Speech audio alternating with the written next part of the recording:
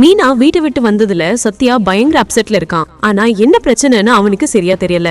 அத நினைச்சு ஆபீஸ்ல கவலையா இருக்கான். அப்போ சிந்தாமணியோட பொண்ணு அவன்கிட்ட என்ன பிரச்சனைன்னு விசாரிக்கிறா.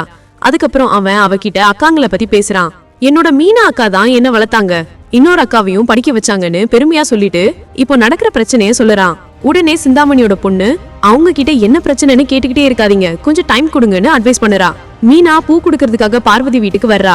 அப்போ சிவனோட வீடியோ எடுக்கும் போது உண்மையை மறைக்க கூடாதுன்னு பார்வதி பேசிட்டு இருக்கா. அத கிட்ட மீனா தனக்காகவே இந்த கதை சொல்ற மாதிரி ஃபீல் பண்ணி சோகமாகறா. அந்த நேரம் பார்த்து விஜயாவும் சிந்தாமணியும் அங்க வராங்க. மீனாவை பார்த்ததும் என்னடி இங்க பண்ணிட்டு இருக்க, வீட்டை விட்டு வந்ததும் ஜாலியா ஊர் சுத்திட்டு இருக்கியான்னு கேக்குறா. அதை கேட்டு பார்வதி ஷாக் ஆகி, என்னது மீனா வீட்டை விட்டு வந்துட்டாளா, என்னாச்சுன்னு விசாரிக்கிறா. உடனே விஜயா, நீ வீட்டை விட்டு போனதுதான் எனக்கு ரொம்ப நிம்மதியா இருக்கு, இப்படியே இருன்னு சொல்றா. அப்போ பார்வதி குறுக்கிட்டு, முத்து நீ என்ன சொன்னாலும் கேப்பானேமா, அப்படி இருக்கும் போது நீ ஏன் வீட்டை விட்டு வரணும்னு கேக்குறா. அதுக்கு மீனா, அதெல்லாம் ஒண்ணும் இல்ல ஆண்டின்னு சொல்லிட்டு கிளம்ப, நீ வீட்டுக்கு திரும்பி வந்துடாத, அதுதான் நீ பண்ற நல்ல விஷயமா இருக்கும்னு விஜயா சொல்லுறா. அதுக்கப்புறம் பார்வதியிடம் எப்படி ஒரு மருமகள் இருக்க கூடாதுன்னு மீனாவை வச்சு ஒரு வீடியோ எடுன்னு சொல்றா. அதுக்கு பார்வதி, அப்படி ஒரு மாமியார் எப்படி இருக்க கூடாதுன்னு உன்னை வச்சு வீடியோ எடுக்கட்டுமான்னு கேட்டு மூக்க உடைக்கிறா. இது நடுவுல மீனா வீட்டுல இருக்கும் போது சந்திரா என்ன பிரச்சனைன்னு சொல்லுன்னு கேட்டுட்டே இருக்கா. அப்போ சீதாவும் அவளை பார்க்க வர்றா.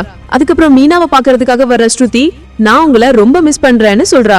அப்போ சந்திரா அவளை தனியா கூட்டிட்டு போய் வீட்டுல என்ன நடந்துச்சுன்னு விசாரிக்கிறா. கரெக்டா சத்யாவும் அங்க வந்து, மாமா என்கிட்ட பேசிட்டு இருந்தாரு, அவர் பேசுறத பார்த்தா பெரிய பிரச்சனை மாதிரி தெரியலையேங்கிறான். சந்திராவும் ஸ்ருதியும் பேசிட்டு வந்து அவங்களும் அதையே தான் சொல்றாங்க.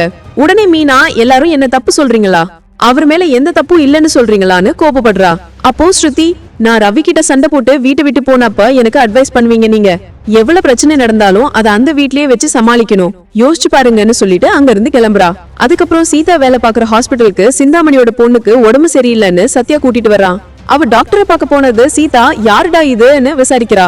என் கம்பெனி ஓனர்னு சொல்ல, அதோட இருக்கட்டும், உனக்கு ஓனர் ஆகாத மாதிரி பாத்துக்கோன்னு சொல்றா.